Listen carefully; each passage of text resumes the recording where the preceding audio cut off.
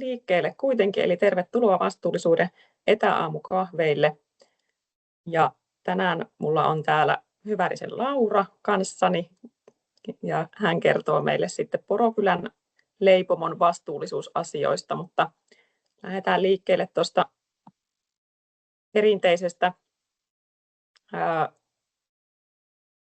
hankeesittelystä, eli mä oon tosiaan Lemettisen Jenni ja meillä on Satafoodilla, toimin vastuullisuusasiantuntijana. Meillä on käynnissä tämmöinen ruokaketjun vastuullisuustieto muuttuvassa toimintaympäristössä -hanke. Ja tämä on EU-osarahoitteinen hanke. Hankkeen ideana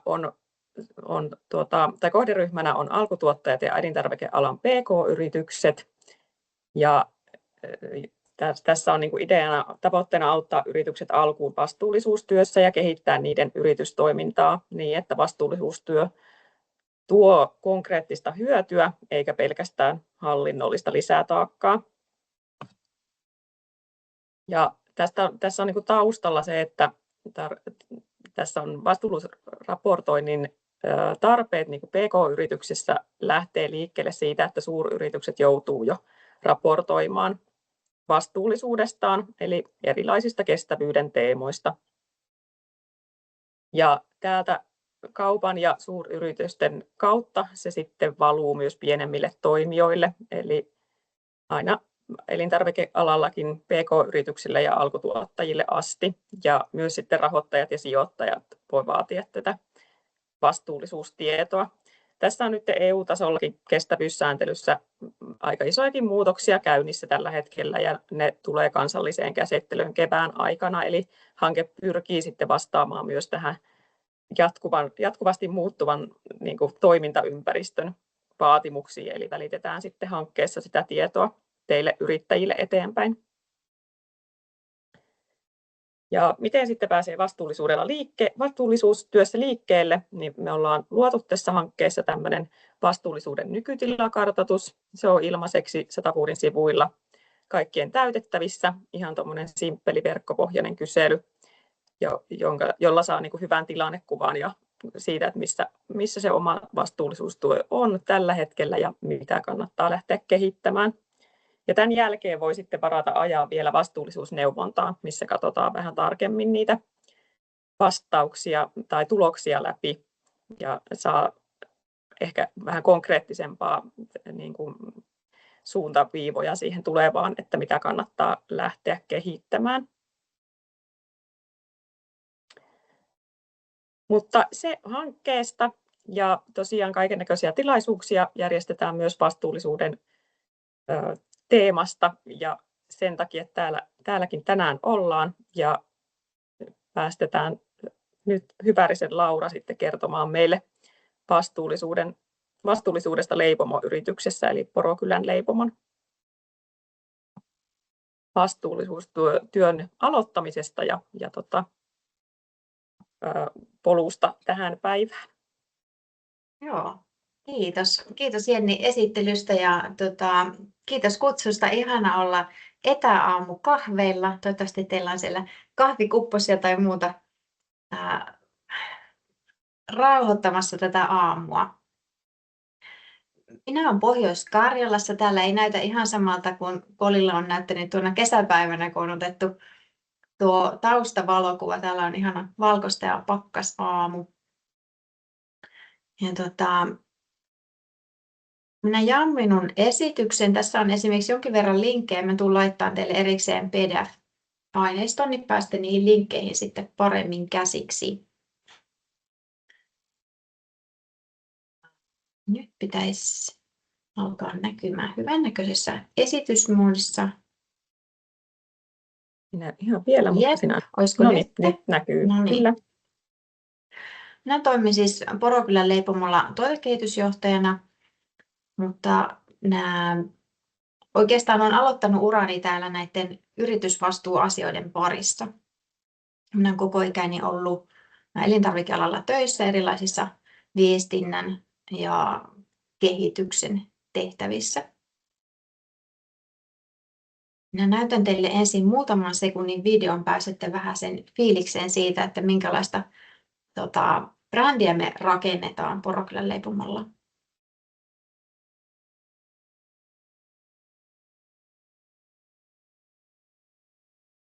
On tämmöinen lyhyt aloitus siitä, koska mä ajattelen, että tämä brändi näkyy sitten kuitenkin siinä, että millä tavalla me tehdään meidän yritysvastuutyötä. Tässä on muutamat perusluvut Porokylän leipomosta. Mä ajattelin, että tiedätte myös sitten suuruusluokkaa vähän, että minkälaisten asioiden parissa meidän yritysvastuutyö on. Me ollaan Suomen 6. suurin leipomo, reilu 40 vuotta vanha perheyhtiö. Ja me valmistetaan Suomen myydyintä ruislimppua nimeltään Pikkueväs. Ja me ollaan tällä hetkellä Suomen suurin gluteenittomien kahvileipien valmistaja. Ja gluteenitonta tuotanto on meillä ollut reilut 10 vuotta. Ja nyt uusimmat luvut näyttää siltä, että viime vuonna olisi kertynyt 25 miljoonaa euroa liikevaihtoa. Meillä on vajaa 200 henkeä töissä. Tuo 190 on lähempänä sitä henkilötyövuosilukua. Meidän tuotteita myydään ympäri Suomen. Mä oon tähän kartalle laittanut, missä päin me toimitaan. Eli täällä Pohjois-Karjalassa. Nurmeksessa on meidän suurin tuotantoyksikkö ja pääkonttori. Siellä on myös esimerkiksi lähettämö, josta sitten kaikki tuotteet lähtee Suomen ympäri. Ja meillä on yksi leipomomyymällä siellä. Lieksassa on meidän gluteeniton yksikkö ja sitten sen yhteydessä on meillä leipomomyymällä myös ja koeleipomo. Ja sitten Lieksassa on myös toinen yksikkö, mikä on tämmöinen modernimpi muutaman linjan tehdas. Se avattiin 2 vuotta sitten suunnilleen, 2,5 vuotta.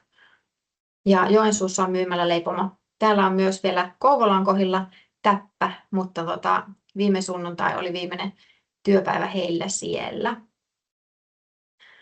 Minä tähän esitykseen nostanut tämmöisellä erilaisella fontilla muutamia nostoja, että mitä tämä kertoo esimerkiksi meidän yritysvastuutyöstä, nämä tietyt asiat. Niin esimerkiksi tällä, että meitä on 190, niin meidän henkilökunta on niin kuin siellä ytimessä, kun mietitään, että mitä meille on sosiaalinen vastuullisuus. Ja sitten toisaalta nämä omistajat, leipomo omistaa yhä tämä Kärjen perhe, niin kaikki lähtee siitä niin kuin omistajien arvosta, että he haluavat luoda elinvoimaa tuonne Pielisen Karjalan alueelle. Se on sekä niin kuin taloudellista vastuuta, työllistämistä ja sitten myös niin kuin me huomioidaan sitä esimerkiksi siinä, kun me mietitään meidän yhteistyökumppaneita, niin meillä on siellä tietysti niin kuin alueellisia kumppaneita. Huomaan, että minä puhun tällä, että siellä. Minä itse teen paljon etätöitä ja minä asun Joensuun kupeessa. Ja sitten esimerkiksi toinen asia, tässä on linjoilla ilmeisesti muitakin leipomoita, niin voisin kuvitella, että monilla samanlainen tilanne, että tulee aika paljon erilaisia sponsorointipyyntöjä, niin me ollaan esimerkiksi sekin sitten määritelty näin, että me sponsoroidaan niin kuin leipomon oman kotialueen lasten ja nuorten liikuntaa, missä on sitten tietynlainen osa myös tätä yritysvastuuta. Ja hei, minä en näe teitä tällä hetkellä, mutta minun puolesta saa laittaa kysymyksiä ja kommentteja missä vaiheessa vaan. Me käydään ilmeisesti sitten kysymykset mun esityksen jälkeen, mutta ei minua haittaa, jos on epäselviä kohtia, niin saa kysästä ja tarkentaa nyt jo välilläkin. Halusin nostaa tähän esitykseen myös yrityksen arvot esiin. Niistä sanoinkin näistä omistajien arvoista jo aikaisemmin, mutta sitten myös yrityksen arvoista. Kannustan ja kiitän, arvostan jokaista murusta ja uskallan. Niitä on sitten avattu tällä tavalla vähän hieman yksityiskohtaisemmin meidän henkilökunnalle. Mutta tästä oikeastaan haluaisin huomioida sen, että tässäkin on jo lueteltu tiettyjä elementtejä yritysvastuun näkökulmasta. Että siellä on mukana esimerkiksi työkaverit, kauppakuluttajat, kumppanit, luonto, luonnonvarat ja tunteet. Ja mitä näin nyt sitten esimerkiksi yritysvastuun niin kuin elementteinä voi tarkoittaa, niin esimerkiksi luonnonvarat niin on energian käyttöä, ero fossiilista polttoaineista, Meillä mitataan hävikkiä, ylituotantoa, sitten kaupalle tietysti toimitusvarmuutta, lähentäpiti-tilanteiden lukumäärää, tapaturmaindeksiä, esihenkilöindeksiä, että millä tavalla me esihenkilöt onnistutaan sitten johtamistyössä. Ja henkilöstön työkykyä, esimerkiksi jälleenmyyjien suositteluja. Mitataan toki myös henkilökunnankin NPS-lukua, mutta meillä on aika paljon erilaisia mittareita, millä me pyritään seuraamaan, että millä tavalla me onnistutaan. Ja me ei toki tehdä tätä kaikkea sen takia, että me tehdään niin kuin yritysvastuun näkökulmasta oikein, vaan näillä on monta elementtiä. Ja moni tulee, niin kuin, jos niin kuin arvioi taaksepäin, niin syynä on ne perusarvot siellä, että me halutaan, että meidän työntekijät esimerkiksi voi hyvin niin töissä kuin vapaa-ajalla.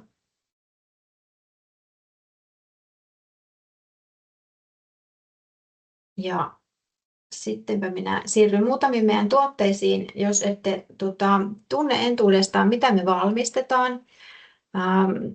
Ruisleivät on meidän suurin tuote. Sitten meillä on gluteenittomia leipiä paljon. Ne on oikeastaan sitten noita kauraleipiä. On siellä muunkinlaisia. Ja kauraleipää tehdään myös tavanomaisen leivonnan puolella. Meillä on tavanomaisia gluteenittomia pullia, gluteenittomia keksejä. Siellä on tämmöisiä paikallisempia herkkuja, kuten erilaisia kukkoja. Savulaiset kalakukot saattaa olla tutumpia, mutta täällä sitten lanttukukko on ykkösenä. Riisipiirakoita ja Karelan piirakoita tehdään ja paljon kaikkea muutakin, mutta nuo on tuommoiset suurimmat yksittäiset tuoteryhmät. Tavanomaisiin tuotteisiin raaka-aineet saadaan pääsääntöisesti Suomesta, mutta sitten gluteenittomiin tuotteisiin tuodaan ulkomailta esimerkiksi riisijauhot, maissijauhot, teffi, durraa, tämän tyyppisiä raaka-aineita, mitkä ei täällä kasva. Ja näiden omien brändituotteiden lisäksi me tehdään myös sitten kaupan brändejä ja sitten muuta sopimusvalmistusta elintarviketeollisuudelle. Me tehdään omalla brändillä pelkästään kotimaan markkinaan tuotteita, mutta sitten osa näistä sopimusvalmistusta tuotteista lähtee myös vientiin.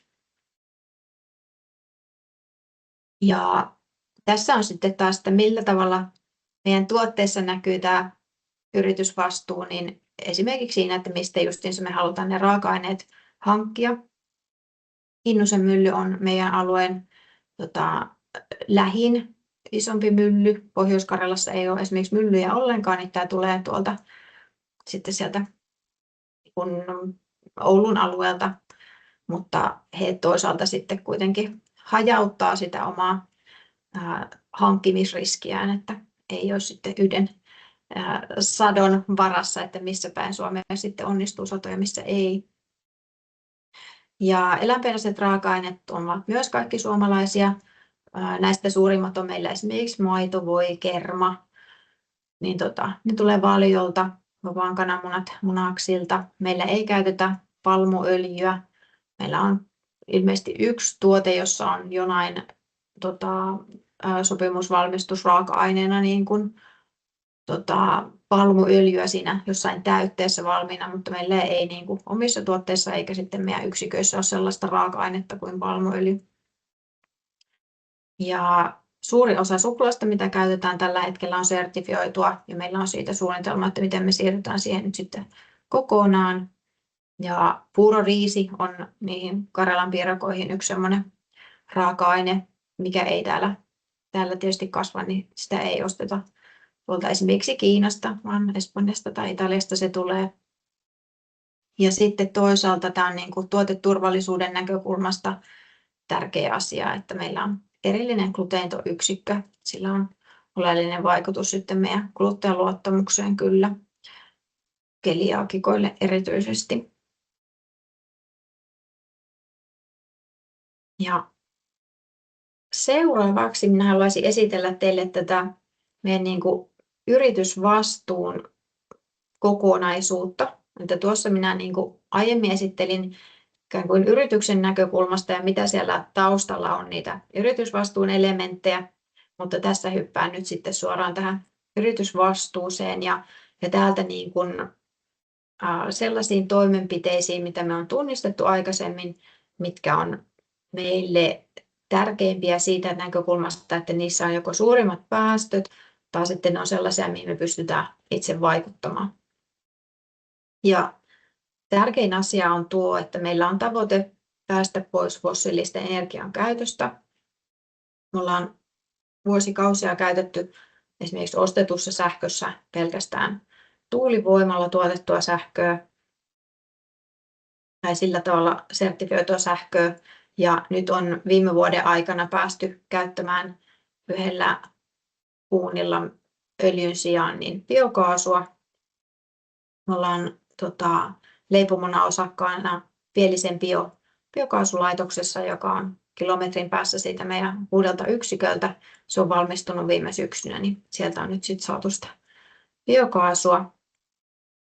Ja nämä niin kuin liittyy siihen, että me ollaan asetettu tieteeseen perustuvat päästötavoitteet, eli tämä SBTi niin kuin liittyminen niin sanotusti tehty. Ja siellä on niin kuin taustalla ollut esimerkiksi meidän päästölaskentaa, jota on pystytty laskemaan vuodesta 2022 alkaen. Ollaan laskettu sekä Scope 1, 2 että 3 päästöt ja kolmosen laskenta toki niin kuin vuosi vuodelta on aina tarkentunut. Ja tuohon nyt linkkasin mukaan myös sen, että meillä on tehty niin kuin energiakatselmus Motivan mallin mukainen vuonna 2024. Muistaakseni se osui yhteen vuodenvaihteeseen, niin se taisi olla 24 vuoden puolella, kun se valmistui. Meidän siihen suurimpaan yksikköön tehtiin. Ja sitten tuo fossiilisiin polttoaineisiin tietysti liittyy oleellisesti maantiekuljetukset. Kun ollaan Pohjois-Karjalassa, niin meillä on kuitenkin matkaa tuonne meidän päämarkkina-alueelle suurempiin yliopistokaupunkeihin niin kohtuullisesti. Nurmeksesta itse asiassa sama noin 2 tunnin matka sekä Kuopioon, Joensuuhun että Sotkamoon. Sotkamo ei toki yliopistokaupunki, mutta kuitenkin saatte vähän mittakaava-ajattelua sitten siitä, että missä ollaan. Ja siihen ei ole esimerkiksi noille täältäpä, jos ajaisi vaikkapa pääkaupunkiseudulle, niin ei ole olemassa vielä sellaisia rekkoja, joilla tuota matkaa voisi ajaa ilman fossiilisia polttoaineita.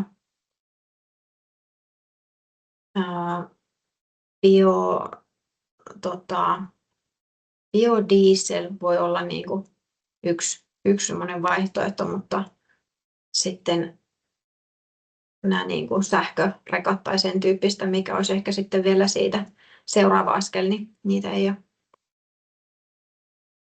Että jakelussa sitten käytetään esimerkiksi biokaasua, kun tehdään vaikka nyt sitten Kuopion kaupungin alueella, niin siihen me pystytään käyttämään sitä. Mutta logistiikkamallin kehittäminen ylipäätänsä on meillä työn alla ja se on sitten toisaalta semmoinen, joka vaatii esimerkiksi meidän tuotekehitystä, että miten me saadaan tuotteille sellaiset säilyvyysajat, jotta ne on sitten siihen tietynlaisiin logistiikkamalleihin sopivia. Ja tästä suomalaista raaka-aineista mainitsin aikaisemmin ja miten se sitten näkyy meillä niin kuin sisäisesti, niin on toki se, että mistä me ostetaan ja mitä, mutta meillä on myös tämmöinen eettinen toimintaohje tehty toimittajille. Yleisemmin ehkä puhutaan Supplier Code of Conductista, mutta pyritään käyttämään tämmöisiä suomenkielisiä termejä, kun Suomessa ollaan ja aika paljon suomenkielisten kumppaneiden kanssa myöskin. Ajatellaan, että niitä voi olla helpompi ymmärtää silloin, että mitä näillä tarkoitetaan ja halutaan. Ihan alussa, kun puhuin meidän työntekijämäärästä, niin kerroin, että meidän sosiaalisen vastuun keskiössä on tosissaan meidän omat työntekijät. Meillä on esimerkiksi kaikille tämmöinen laaja terveyskuluvakuutus. Meillä on olemassa kevennetyn työmalli. Osana työterveyshuoltoa me tehdään melumittauksia ja sitten tiloissa, joissa on tarve käyttää kuulosuojaimia ja niitä on tietysti niin kuin kuka vaan voi käyttää myös, vaikka ei se tarve siellä niin kuin vielä olisiko, jos näin kokee, niin pystyy sitten saamaan myös tämmöisiä yksilöllisiä korvasovitteita, että on mukava sitten pitää tuntikaupallakin niitä kuulosuojaimia. Ja tähän liittyy myös tiedonjako oleellisesti tähän, että miten työssä viihdytään ja miten me pystytään viemään muutosta esimerkiksi läpi. Niin meillä on ollut joku sen vuoden käytössä tämmöinen sisäinen viestintäkanava kuin Guava, ja se sisältää sellaisen Google-kääntäjä-ominaisuuden, että me pystytään esimerkiksi meidän vieraskielisille työntekijöille syöttämään tiedot suomen kielellä, mutta se kääntää ne sitten heidän äidinkielilleen. Siellä ei ihan kaikkia mahdollisia maailmankieliä ole, mutta meidän suurimmat käyttökielet kuitenkin. Samaten me ollaan rakennettu sinne meidän Intraan tämmöinen perehdytysohjelma viime vuoden aikana, joka se on tietysti hyvä samasta kielikäännös niin kuin näkökulmasta, mutta myös siinä, että nyt se auttaa meidän esihenkilöitä viemään läpi sitten sitä suunniteltua perehdytystä, että mitä kaikkia asioita on tarkoitus käydä läpi. Ja siellä tulee erilaisia kuittauksia, että kumpikin tietää, että niin kuin perehdytettävä ja sitten esihenkilö, että mitä asioita nyt on käyty läpi ja ne on sisäistetty ja sitten niitä jokaisia esimerkiksi siinä vaiheessa, kun lähdetään käyttämään vaikka jotain uutta laitetta, niin siinä voi olla vaikka viikon harjoittelujakso ja sitten käydään läpi, että onko se sisäistetty, että mitä siellä on tarkoitus tehdä ja tietysti kaikki niin kuin työturvallisuuteen liittyvät asiat käyty tarkasti läpi ja sitten ne niin kuin yhteisesti kuitataan ja sitten me pystytään myös arvioimaan sitä, että millä tavalla kukin esihenkilö siinä perehdytyksessä on onnistunut. Niin sitten me pystytään myös tuomaan sitä perehdyksen kehittämistäkin viemään eteenpäin. Yksi elementeistä on myös ruokahävikin vähentäminen. Se on varmasti aina semmoinen tärkeä elementti, koska sillä on tietysti niin kuin taloudellinenkin osa tai niin kuin merkittävyys ihan iso. Ja me ollaan aika monta vuottakin jo oltu tuossa noin 4% tasossa, että siinä niin kuin linjakohtaisesti on jo sitten enemmän eroa ja se hävikin syntyminen ei ole niin kuin tasasta 4%, että sieltä niin kuin vaikka joka päivä sen verran syntyisi, vaan siellä on sitten voi olla hyvin niin kuin vaikka 1% tuntumassa ja sitten välillä tulee joku, että vaikka joku riisipuuro erä ei niin kuin kattilallinen onnistunutkaan kunnolla ja siitä saattaa sitten tulla montaa kiloa niin kerralla sitä hävikkiä. Ja jos meillä tulee sellaista hävikkiä, joka on ruoka-apuun sopivaa, niin se sinne myös toimitetaan. Meillä on paikallisia yhteistyökumppaneita ja sitten myös tuonne Vantaalle yhteiseen ruokapöytään, niin yhdessä meidän logistiikkakumppanin kanssa niin toimitetaan. Sitten pääsääntöisesti ne on kyllä leipiä, että harvemmin sinne mitään riisipuuroja menee, että ne on sellaisia tuotteita, joita sitten lähetetään kauemmaksi, niin jotka tietysti säilyy hyvin vielä. Eikä vaadi mitään erityistä logistiikkaa. Ja tässä yhteydessä mainitsen tuon energiakatselmuksen kanssa samoja aikoja tehtiin myös materiaalikatselmus. Se oli myös Motivan mallin mukainen.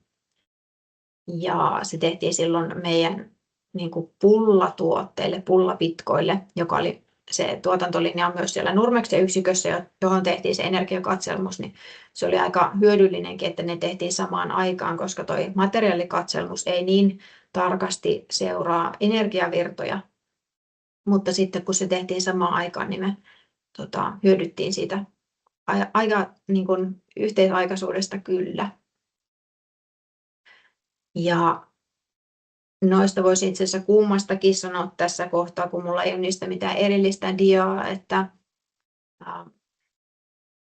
meille kaikkein tärkein anti oli nykytilan niin kuin huomiointi ja sitten huomattiin, että meidän kunnossapidolle ei ollutkaan esimerkiksi ihan tuttua meidän lämmön talteenottojärjestelmän säätäminen.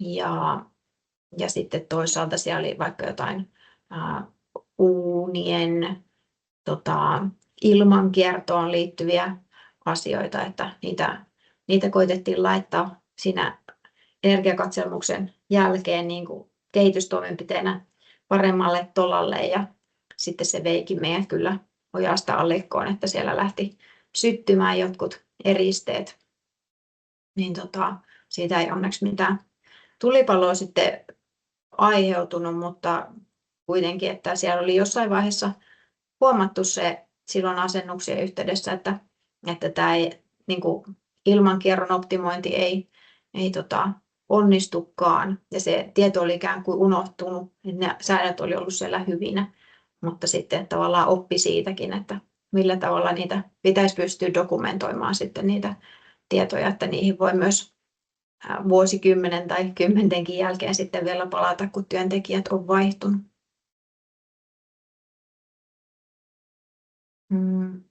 Sitten tuohon yritysvastuun viimeiseen mainittuun osa-alueeseen liittyy tuoteturvallisuusjärjestelmä tai ylipäätänsä tämmöiset sertifioidut järjestelmät. Toki se on ollut meillä vuosikausia käytössä jo paljon ennen kuin yritysvastuusta alettiin talossa puhumaan. Ja siellä on tietysti ollut koko ajan tavoitteena se, että me pystytään tuottamaan turvallista ruokaa kuluttajille. Ja se on niin kuin periaatteessa se ihan niin kuin meidän arkea. Ja halusin sen kuitenkin tähän nostaa, tai muissakin yhteydessä on nostanut, koska sitä ei pidä missään tapauksessa niin kuin unohtaa, että jotkut asiat on jo ikään kuin hyvällä tasolla, eikä niitä tarvitse niin kuin joka päivä välttämättä kehittää ja pyrkiä niissä eteenpäin. Mutta toki kaikki asiat on katselmoitavia, ja tällä hetkellä meillä on pohdinnassa se, että siirryttäisikö tuosta FSSC 22-tonnisesta BRC:hen. Meidän asiakkaat ei sitä tällä hetkellä meiltä vaadi,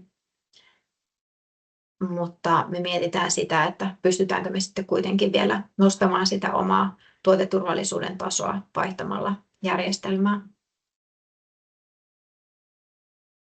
Ja tässä alla on sitten tuosta oikealla olevasta kuvasta, joka on ekokompassi ympäristöjärjestelmästä, joka meillä on käytössä kaikissa yksiköissä myös.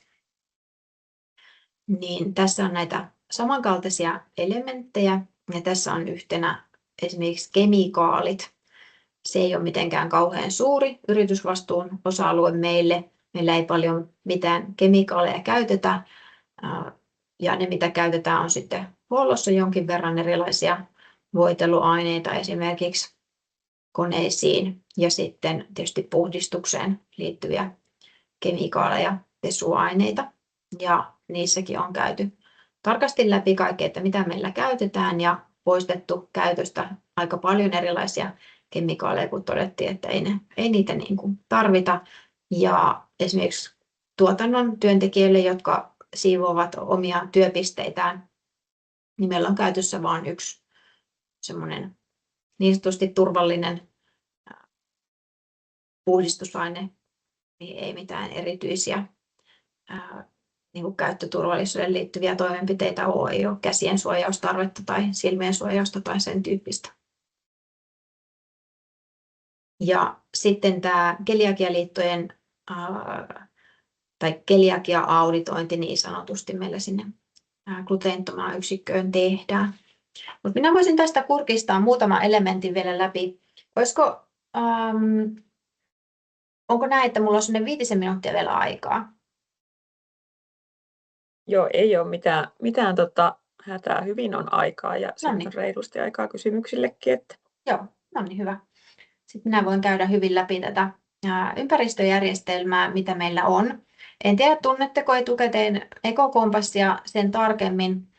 Se on tämmöinen varsin kevyt ympäristöjärjestelmä sen takia, että käyttäjä saa itse päättää, että mitä elementtejä sinne 3-vuotiskauden ohjelmaan ottaa mukaan, mutta siitä huolimatta siihen on sitten auditoija, joka käy sitten läpi, että vaikuttaako siltä, että ne on niin kuin,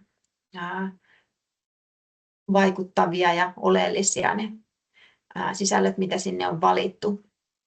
Meillä on nyt menossa toisen kauden viimeinen vuosi tällä hetkellä, ehkä 5 vuotta meillä on ollut tämä aikaisemmin käytössä.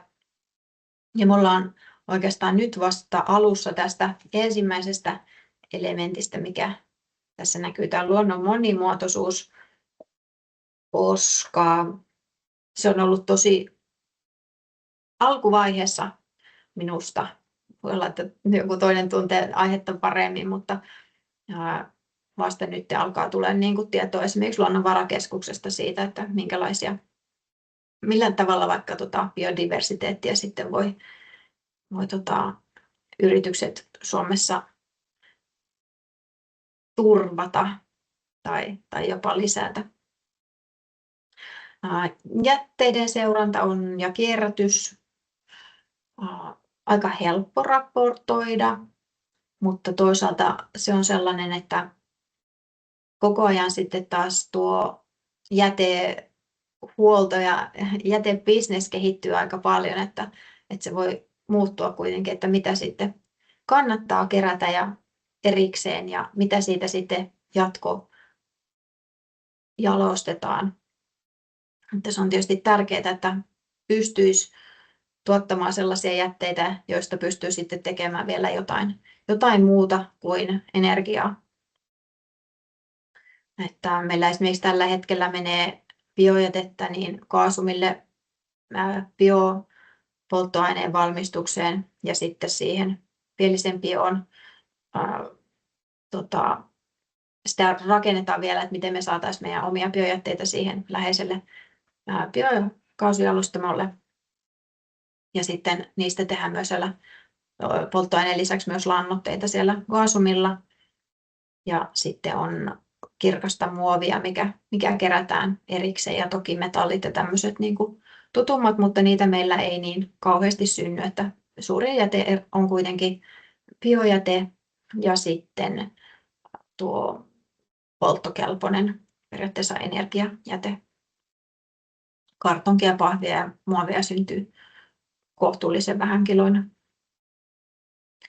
Energia, sitä me käytiin tuosta läpi jo tarkemmin aikaisemmin, ja samaten näitä hankintoja, materiaalin käyttöä. Me ollaan sitä käyty jonkin verran läpi, mutta siellä on ollut enemmän sitten tämä hävikki niin kuin meillä teemana. Jonkin verran siellä voisi olla niin kuin, esimerkiksi pakkausmateriaalit, mutta meillä on esimerkiksi sitten kartongin tai pahvin käyttö sellainen, että mitä sitten taas Kesko vaatii, että heidän tietyt myyntierät on tietynlaisissa laatikoissa, niin se on sitten tavallaan yhteistyötä niiden kumppaneiden kanssa, että miten niitä pystyisi mahdollisesti vähentämään. Kemikaalit ja melun kävin läpi, logistiikkaa jonkin verran, mutta täällä on tietysti sisällä myös niin kuin meidän työpaikoille kulkeminen ja sitten työmatkustus. Ja pääsääntöisesti tehdään joitain ulkomaanmatkoja, lähinnä messutapahtumiin tai asiakkaille sitten lentäen ihan työajan säästöjenkin näkökulmasta, että Lieksasta tai Nurmeksesta, jos lähtee junalla vaikkapa Pariisiin, niin menisi aika paljon työaikaa, mutta niitä on kuitenkin kohtuullisen vähän, se ei ole meille merkittävä päästöerä. Ja sitten sama ilmiö on siinä, että meillä ei ole pääsyä työpaikoille vaikka julkisella liikenteellä, että ei ole busseja saatavilla meidän työaikoihin. Viestinnästä kerroin, se on tuo sisäisen viestinnän näkökulma meillä kaikkein tärkein, ja vaikuttaminen on meillä kohtuullisen pientä, että ei olla suuria lobbareita esimerkiksi. Sitten minulla on tämmöinen kooste. Jenni kysyy, että teille tiedoksi, että minkälaisella tiimillä tätä yritysvastuutyötä tehdään. niin täytyy sanoa, että vaikka minä aloittanut silloin tammikuussa 2023, niin yritysvastuutyötä on tehty pitkään ja olen varma, että sitä on niin kuin teidänkin kaikkien organisaatioissa tehty, koska siellä on ollut aikaisemminkin sitten esimerkiksi taloudellinen niin kuin näkökulma, että minkä takia jotain tehdään. Aika usein, jos halutaan vaikka energiaa vähentää, niin se on ollut tämmöinen, että ostetaan tilalle vaikka uudempia laitteita, kun ne on energiatehokkaampia. Tai jos on ollut kylmiä toimistotiloja, niin mahdollisesti on sitten jotenkin vaihdettu paikka, jossa se energian hukka tiloista ulkoilmaa on ollut pienempi. Näitä asioita on tehty ja aika paljon alussa meni työaikaa siihen, että selvitin sitä nykytilannetta, että mitä meillä on tehty ja mitä tällä hetkellä tehdään. Ja minä käytin siihen tausta-arviointiin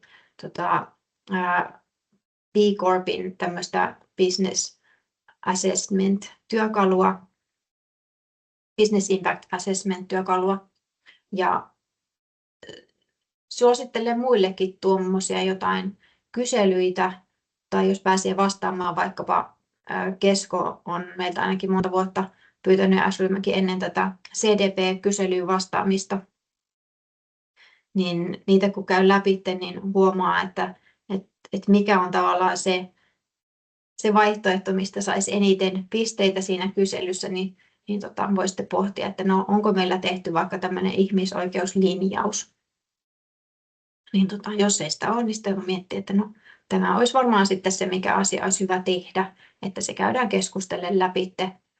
Että meillä kuitenkin Suomessa työehtosopimukset aika hyvin ohjaa sitä, että millä tavalla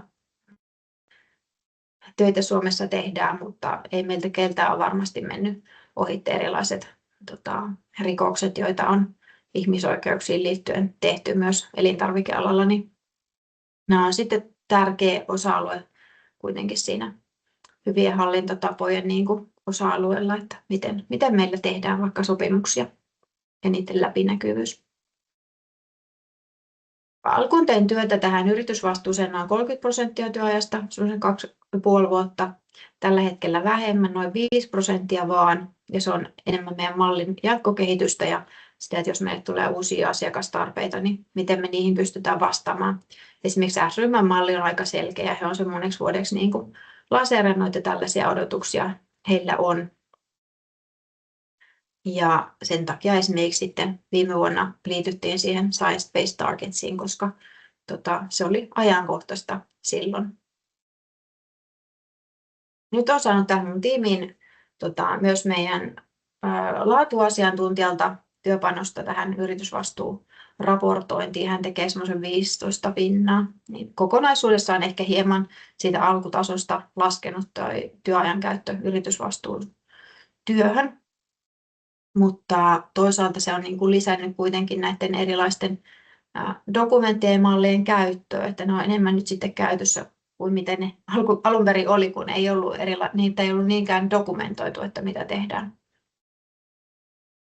Ja sitten tässä on muutamia kollegoita, että millä tavalla esimerkiksi hankintapäällikön työhön liittyy yritysvastuu, että hän niin kuin, että mitä ostetaan, keneltä ostetaan ja sitten hänen niin kuin sopimukset, että me ollaan otettu esimerkiksi sellainen Docuen-niminen sopimuksen hallintajärjestelmä käyttöön, joka me saadaan sitten kaikkien työntekijöiden tekemät sopimukset, että ne ei vaikka jää johonkin sähköpostiin, niin kuin joskus on ennen ollut. Ja eettiset ohjeet sekä on meillä organisaation sisällä olemassa, mutta myös sitten erikseen toimittajille ja henkilöstöpäällikön, työsuojelupäällikön, tietysti me kaikki niin kuin tuotannon esihenkilöt on nimeltään tiimipäälliköitä ja meidän laatupäällikön, niin kyllä näissä kaikissa työssä myös näkyy. Ja yhtenä esimerkkinä on nostanut tuotantopäälliköt. Meillä on itse asiassa ihan kaikille tämmöinen yhteinen tulospalkkiojärjestelmä ja siihen aina vuosittain kohdennetut mittarit. Niin siellä on sisällä näitä yritysvastuun asioita, jotka on niin kuin monesta eri syystä siellä mukana. Et siinä voi olla se työhyvinvointi ja samalla vaikka taloudellinen mittari, että ne on hyvä, kun ne on yhteisiä. silloin on motivoivia eri syystä eri kohtia siellä organisaatiossa. Ja sitten yksi esimerkki meidän markkinointipäälliköstä, tietysti hänellä on paljon erilaisia asioita, mutta ihan siis tällainen linjaus, mikä on hyvien tapojen mukaista, että lapsillemme ei mainosteta epäterveellisiä tuotteita, mutta ei muitakaan. Sitten mulla olisi viimeinen dia tässä. Mä katsoin, että nyt mulla olisi varmaan aika ollut käytettynä, mutta tämä onkin tällainen kooste, että mitä me ollaan tehty. Vinkkejä teille, voitte käydä näitä sitten omalla ajalla katsomassa tarkemmin, mutta täällä on justiinsa niitä elementtejä linkattu, mistä on itse aikoinaan aloittanut näitä erilaisia osa-alueita läpikäymään ja toisaalta mitä nykyiselläänkin sitten seuraan. Aika moni näistä on ihan ilmaisia tietolähteitä. Heillä on uutiskirjeitä tai tapahtumia, mihin kannattaa osallistua tai tilata tallenteita. Sitten vielä, jos haluaa meidän sisältöjä seurata verkosta, niin täällä on siihenkin myös linkit. Seuraavaksi olisi minun osaltani kiitoksia.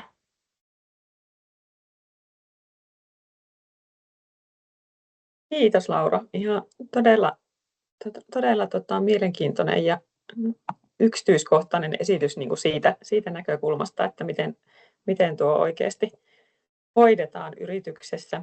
Ja tuosta jäi jotenkin mieleen itselle tuosta diasta, kun näytit, että miten tuo jakautuu työ teillä, niin se ehkä hyvin kuvastaa sitä, että alkuunhan se on niin kuin työläämpää, alkuun pääseminen, että menee varmasti yhdellä ihmisellä niin kuin siihen aikaa, että saa kaikki järjestelmät käyttöön ja pääsee käsiksi siihen työhön, jonka jälkeen se niin kuin teilläkin on sujuvasti sinne kaikkien työpanokseen pienellä osuudella niin kuin, jaettu tavallaan sitä työtaakkaa, ja näinhän se just pitäisi mennä, että siitä tulee vaikuttavaa siitä vastuullisuustyöstä.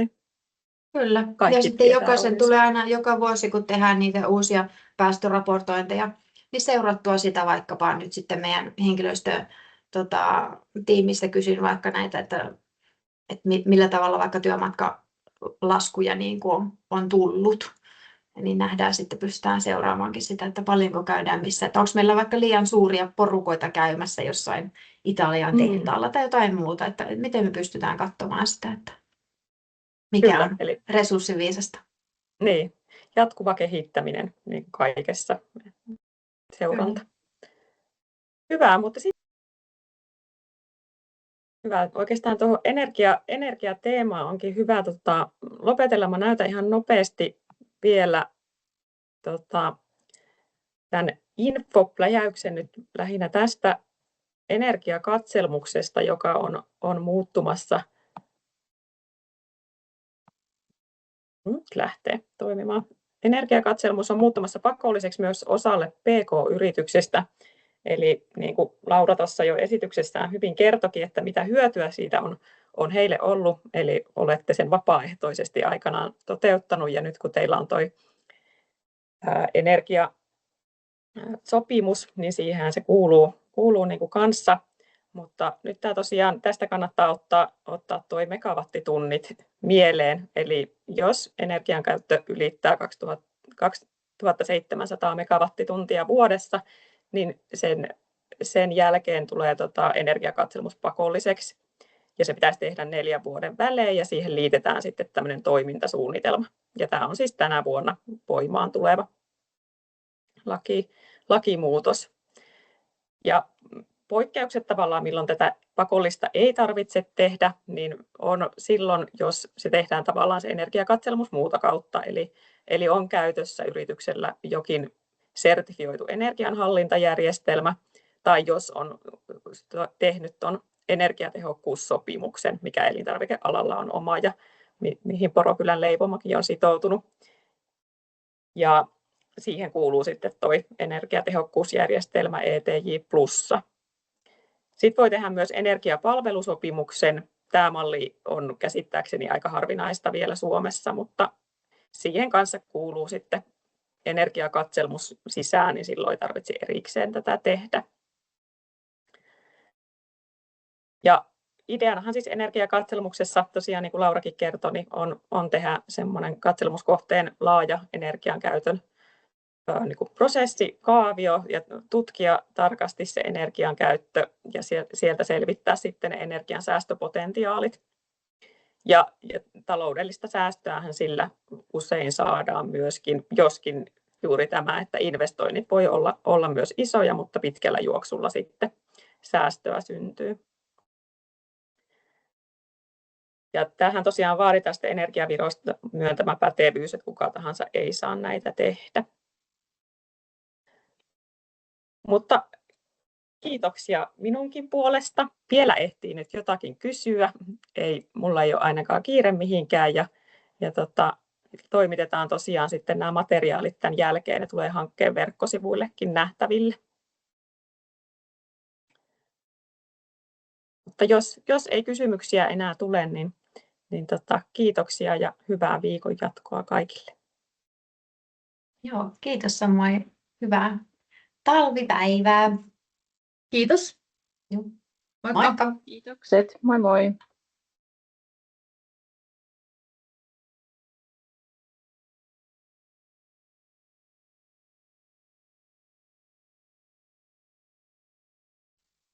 Kiitos Jenni, Armas täällä huutelee.